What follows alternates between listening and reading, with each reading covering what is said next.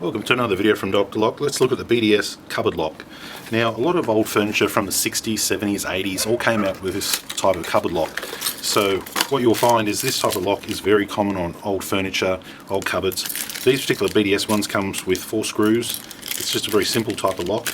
It doesn't come with a key.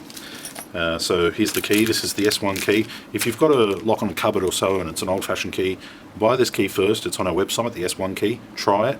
If it doesn't work, you've only wasted a few dollars. We don't refund on these keys, but on saying that, this is one of the most common keys out there. So if you've got a cabinet and you're trying to find out if you can get a key, try this key first before you start spending hundreds of dollars in locksmiths to come out and make you a key.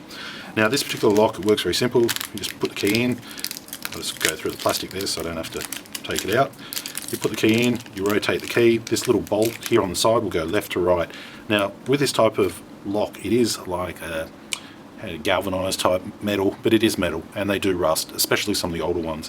So if you've got one of these and your key's not working too good, I'd spray a bit of WD-40 in the keyway. If that doesn't work, then I'd simply just buy a new one and put it in its same spot.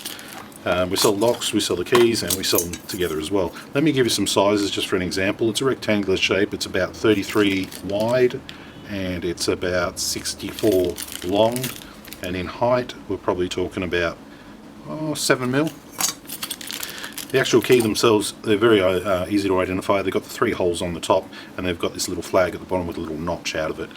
So very common wardrobe key. That's the BDS Cupboard Lock and the S1 key. We sell these on our website, drlock.com.au. Leave your comments down below and thanks for watching.